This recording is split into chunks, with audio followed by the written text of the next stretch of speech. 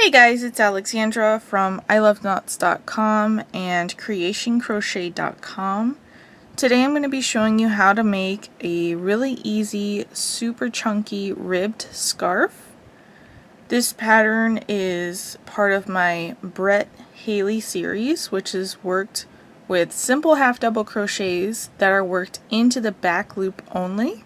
There are 4 sizes to choose from. I will include instructions for all 4 here: toddler, child, adult small, and adult large. You're going to find the free crochet pattern for this linked in the description box below. We're going to be using a super chunky yarn, which is a number 6 weight yarn. I've used Woolly's Thick and Quick, which is by Lion Brand, for my scarf. But you can use any number 6 weight yarn or even some number 5 yarns. If the finished size is essential to you, then you'll want to go ahead and take gauge. And if you go down to a chunky number 5 yarn, I recommend you take gauge anyway. Together with this yarn, I'm going to be using an M13 9mm crochet hook. For today's tutorial, I'm going to just work up a small sample for the scarf, and I'm going to do it in a different yarn. This is just a worsted weight number 4 yarn, just so I can show you the stitch pattern. Once we work a little bit of it, then I'll show you how to take gauge. First thing we're going to do is start with a slip knot. So I've pulled the working yarn over my hand here. Wrap it around my index finger 2 times, hold tension with my thumb and my middle finger. Take the loop on the left, pull it up over the other one but not off my finger. Then I'll take the loop on the left, now pull it up over the other loop and off my finger. Take my crochet hook, insert it into the loop on my finger and pull it off. Then I'll hold the working yarn in my right hand and pull the short tail end in my left. It'll tighten this knot up to normal tension.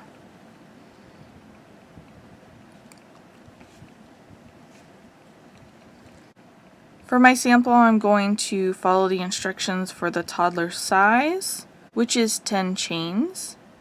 I'll put up a chart showing how many chains you'll want to have depending on the size that you're working.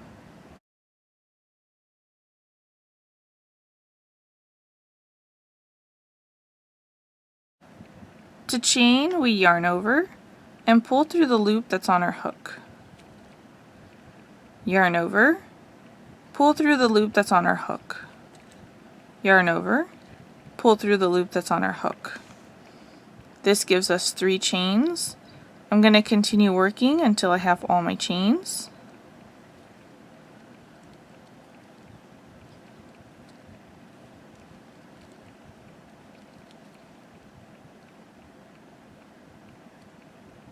Alrighty, now I have 10 chains complete. Each one of these V shapes here is a chain. I want to half double crochet into the second chain from the hook. We don't count the loop that's on our hook. Here's the first chain and here's the second chain. I'm going to yarn over, insert my hook right into the center of that chain, yarn over and pull through. I have 3 loops on my hook right now. Yarn over and pull through all 3 loops. We just half double crocheted into the second chain from the hook.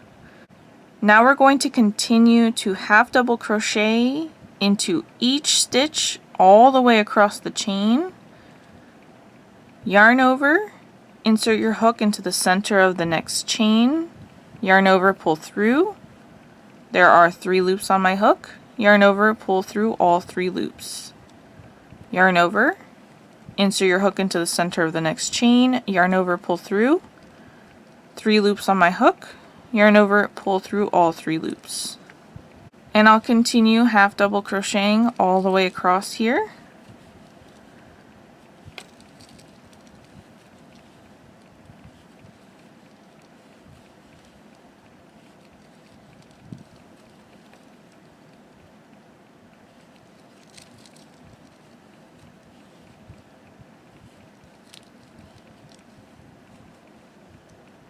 and there's row 1 complete. We now have 1 stitch less than what we chained. I chained 10, so I have 9 half double crochets here. Let me pull up a loop here really quick.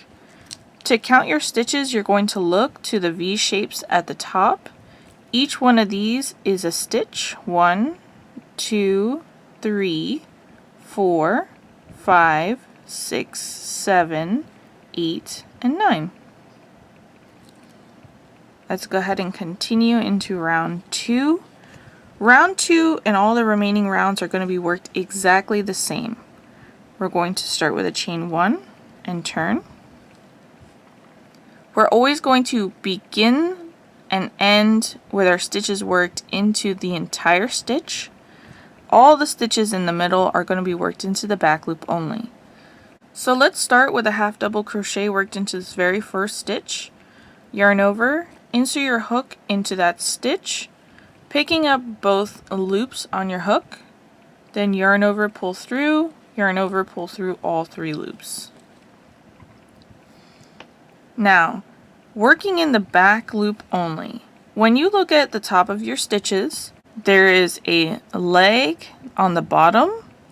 This is going to be the front loop. Then there's a leg on the back side. That's going to be the back loop.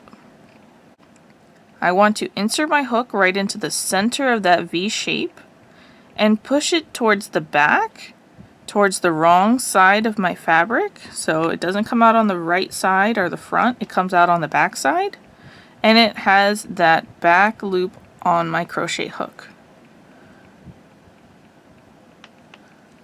Now we're going to do that with half double crochet. So yarn over, insert your hook into the center of that stitch, pushing towards the back or wrong side of your work, and picking up that loop on your hook. Then yarn over, pull through, 3 loops as normal, yarn over, pull through all 3 loops. Yarn over, insert your hook into the top center of that V shape, push it towards the back of the fabric, the wrong side, picking up just that back loop on your hook. Yarn over, pull through, yarn over, pull through all 3 loops. Looking at the top side, yarn over, insert your hook into the top center of that V shape, pushing your hook towards the back side or the wrong side of the fabric, picking up just that back loop on your hook. And then complete your half double crochet.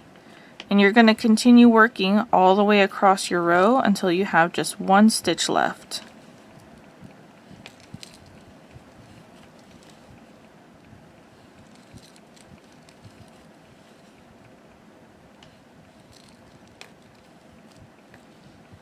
And now I have just 1 stitch left here. I'm going to work this into both loops of that V shape. So yarn over, insert my hook into the stitch, picking up both loops of that V shape, yarn over, pull through, and complete my half double crochet. And we're going to work into both loops of the V shape for the very first stitch and the very last stitch every single time, and that's going to help us get a clean straight edge on the sides. And now row 2 is finished.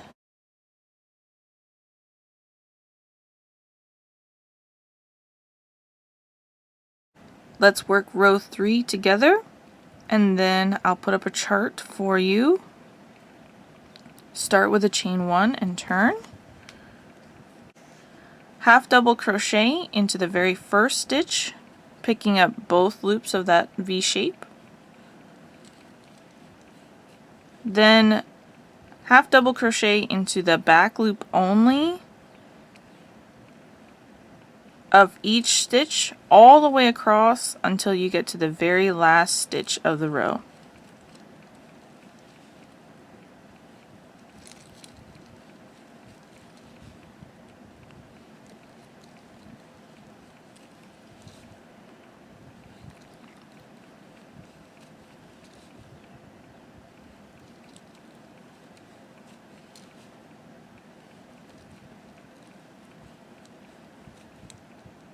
Now I have just 1 stitch left here. I'm going to yarn over, insert into the stitch, picking up both loops of that V shape, and complete my half double crochet. Pull up a big loop here, and now you can see the pattern start forming where it has this ridge. This ridge is created by working into the back loop only and leaving that front loop unworked. So that's the front loop that we see. And as you rotate your fabric back and forth, you're going to see the ridges are very defined. And I just love this texture and this look. And it makes it really easy for counting your rows. You can see row 1, row 2, and row 3. Before I give you your chart for your rows, let's go ahead and take gauge. Gauge is important if the finished size matters to you. If you want it to come out to the same exact size that I'm providing, then you're going to want to take your gauge. Set your work down, pull out a soft tape measure, and measure from the left edge over to the right edge of row 3. This is going to be the width measurement of the scarf, whatever size you're working up. So for toddler, that's 4 inches, child is 5 1/4 inches, adult small 6.5 inches, and adult large 7 inches. You want this width right here to measure those measurements. If you're measuring smaller than that, then you're going to want to go up a crochet hook and rework your sample. If you're measuring larger than that, then you're going to want to go down a crochet hook size and rework your sample. And you're only going to want to do that if that finished size matters to you. So if your measurement is off right now, but you don't care, then just keep going. If you want it to be those measurements exactly, then you're going to need to adjust your crochet hook if necessary. Height-wise, 7 rows equals 4 1/4 inches tall. However, because you're working the scarf height-wise, the easiest thing to do is just to measure as you go and stop when it gets to the length that you're looking for your scarf. So it's very easy to make it shorter or longer, or not even worry about counting your rows, just measure as you go until you get to that size. As you work, you're going to want to keep a looser tension when you chain 1 and turn and work your first half double crochet and your last half double crochet, because these stitches are going to be smaller than the stitches that are worked in the back loop only, because they're going down further than the half double crochets that are worked here in the back loop only. So this looser tension will help keep the rows even.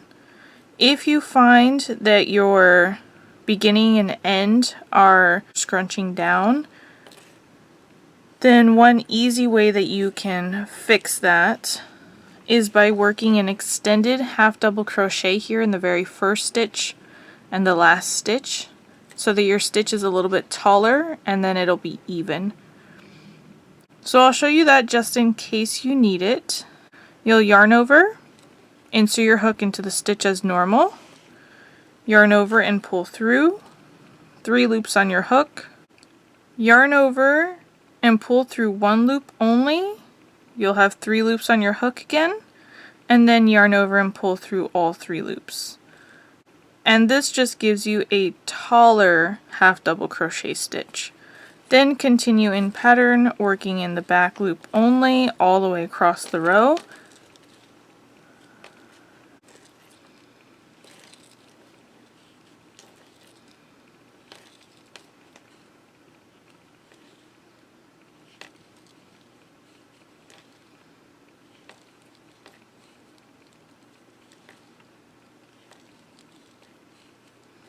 And here in the last stitch, yarn over, insert your hook into the stitch, picking up both loops, yarn over, pull through, yarn over, pull through 1 loop only, 3 loops on your hook still, yarn over, pull through all 3 loops.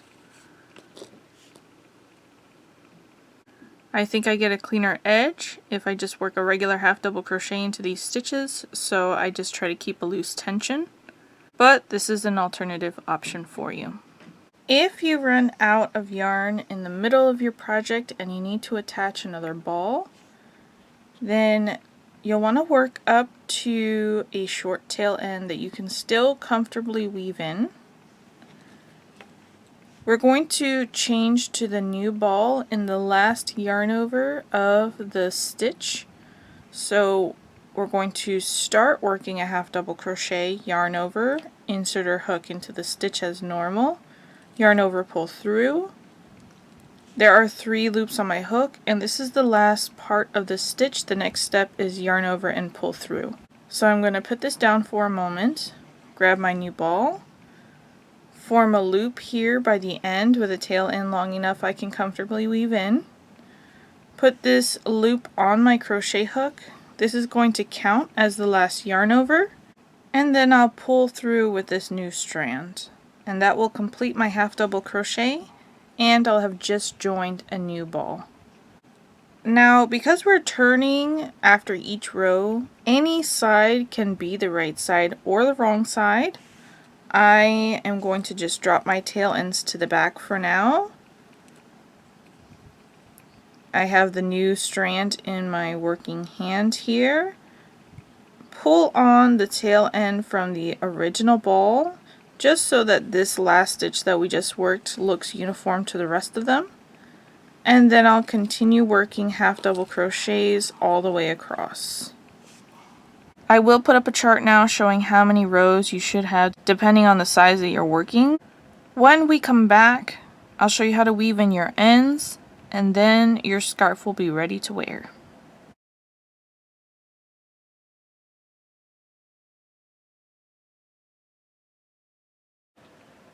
I've just finished my last row here, and I pulled up the loop just so I wouldn't lose it. You can lay your scarf out and measure to make sure that it's the height that you're looking for. Then come over here to the side and fasten off, leaving a tail end long enough to comfortably weave in. Use your crochet hook to pull up on that loop to break it so it comes all the way out. And now we're ready to weave in our ends. So I'm going to show you a couple of them. There's a couple different types.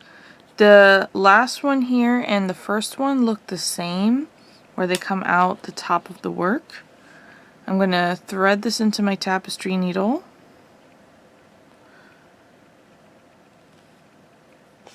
And I like to make the first and the last look like the V shape that you see here on the side.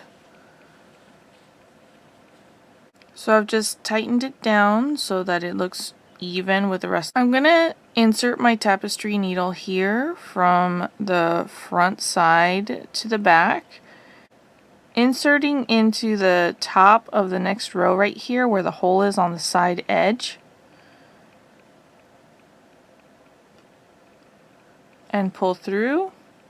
Before I pull all the way, I'm going to use my fingers to make the stitch flat and tall like the rest of the stitches,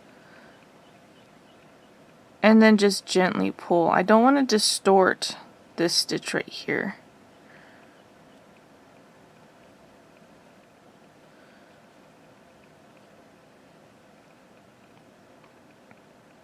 And I want this leg here to be even with the size of the legs here if you look a couple rows down. So you just want to mimic that length. Once you're happy with it, then take your needle, insert it into the top center of that very last V-shaped stitch that you made, the V from the last half double crochet. Insert it from the top down the center directly to the back side and pull through.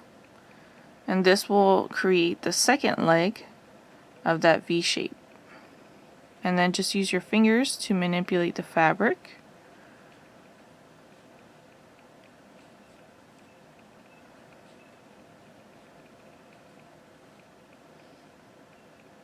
And now I'm going to weave it in. I like to weave in vertically here so as not to prohibit any stretch widthwise. It's a little bit easier to hide it in the bulkiness going vertically. And I'm going to keep it here as close to the side edge as possible. When I weave in my ends, I do not pick up the whole entire stitch on my needle. I insert my needle into the center of the stitch, breaking it in half, and that's going to help capture my yarn better. I do this when I insert into a stitch and when I exit from a stitch. I also do 3 passes. That's my magic number. If you feel comfortable after 2, go ahead and fasten off. If you feel like you need a 4th one, go ahead and do it. It's whatever you feel the most secured with your project. So I'm going to insert into a nearby stitch, breaking it in half, and run my needle down through several stitches, breaking the last stitch in half as I exit.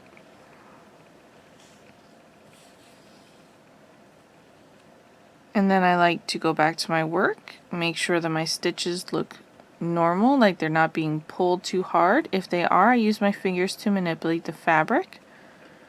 And in this case, my stitches are good. So then I'll insert into a nearby stitch, breaking it in half, and run it back down through several of those stitches I just worked. And when I exit, break that stitch in half as well.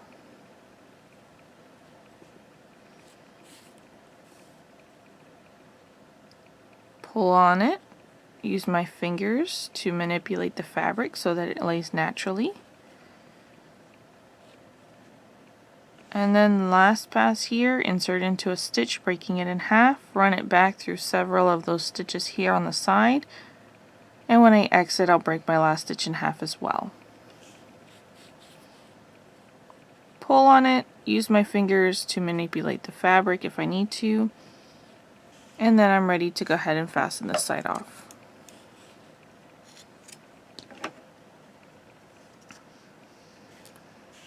So I'll use the same technique when I do the end that I started with. The other type of end you're going to see is here in the middle if you've had to join another ball.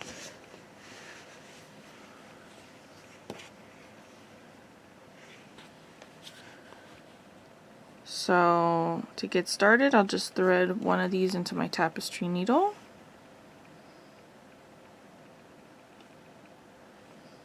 And again, I'm going to work vertically for this, not horizontally. Horizontally creates a bunching and an extra bulkiness there in the middle, and it prohibits the stretch widthwise. So I'm going to work up vertically into the stitches.